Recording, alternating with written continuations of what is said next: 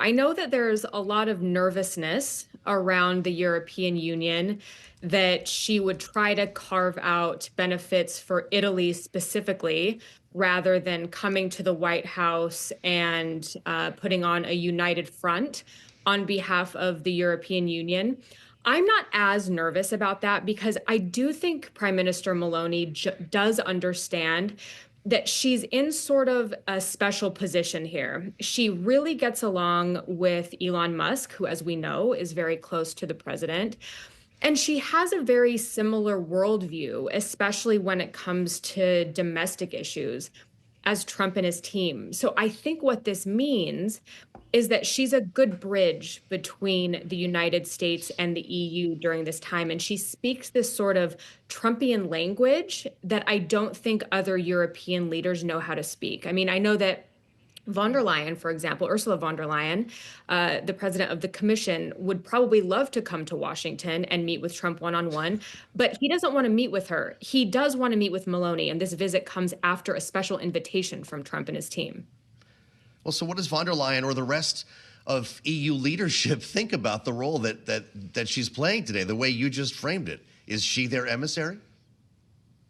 In a way, I think she is. I mean, as I mentioned, I think that there is some trepidation on behalf of EU leaders. You've seen some statements come out, talking about the fact that Meloni had a special conversation with von der Leyen, where von der Leyen did make it clear that she better come to Washington and speak on behalf of the EU rather than focusing specifically on Italy. You've had some statements from, ministers of Europe, for example. The French Minister for European Affairs, Benjamin Haddad, in the Foreign Ministry, said the same thing over the last couple of days, that if Meloni comes into Washington talking on behalf of Italy, the European Union's 27 members are going to look divided. And that is, at the end of the day, a benefit for Trump and his team. So there's a lot riding on this visit for her. But I do think when you look at the relationship she has with Trump and his team compared to all of these other European leaders, she's the best person, in my opinion, to play this sort of role as an emissary between the two sides. This is a super stressful time between the two, trying to hammer out a lot of issues in terms of defense spending and trade. And I think that she's cut out for the job.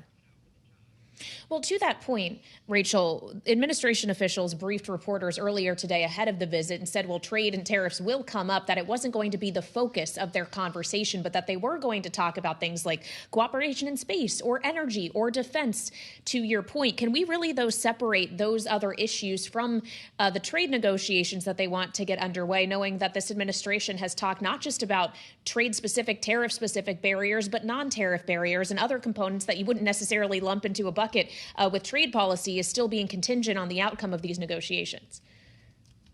Yeah, I mean, no matter what you say about these meetings or whatever the White House says about these meetings, trade and tariff barriers and non-tariff barriers are going to be a discussion here. There's really no way around it. But this is also where Meloni comes in a pretty interesting position because, Trump has focused a lot on, for example, defense spending, not just during his second term, but on his first term, during his first term as well. He pushed NATO allies to spend 2% of their GDP on defense in line with NATO targets. And Italy is famously below that target. They're only spending about 1.5 of their GDP on defense right now. And so I think part of the other discussion that's going to happen in the White House today, there might be some stuff on Ukraine. We're not sure yet. But I do think Meloni is going to come in, as reports have said, and tell Trump that Italy is planning on getting to the 2% of GDP defense target that Trump and his team are really pushing. Now, unfortunately, this also comes at a time ahead of a NATO summit in June, where Trump and his team are expected to push NATO allies even farther, upwards of 3%.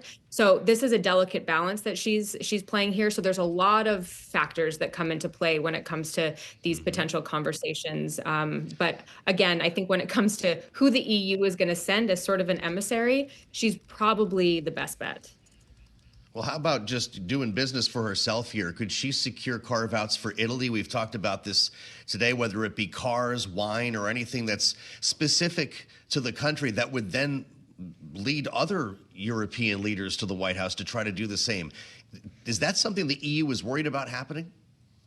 Yeah, I think there is some worry here. And you're exactly right. When it comes to major Italian exports to the United States, things like wine, cheese, pasta, there's a nervousness, I think, on behalf of Italian exporters that this is going to hit them pretty hard, and American importers as well. You know, people that own these like small businesses that rely on Italian imports, and so I think what we're nervous about seeing is that if she's able to get these carve outs, even if it's not on paper, even if it's just Trump talking in front of a bunch of reporters saying, oh, yeah, we worked this out during lunch and we're going to carve out X, Y, and Z, that other EU leaders will see that as a sign that perhaps they should also take their own special trips to the White House to try to get their own carve outs. And that's, I think, Right. where you could potentially see some trouble. But I think for this White House, what they're really pushing the Europeans to do is to work together with the United States on Chinese exports, on Chinese overcapacity. Mhm. And I think that's what we need to keep in mind as well. But is there a risk Europe actually gets pushed closer to China in the process, Rachel?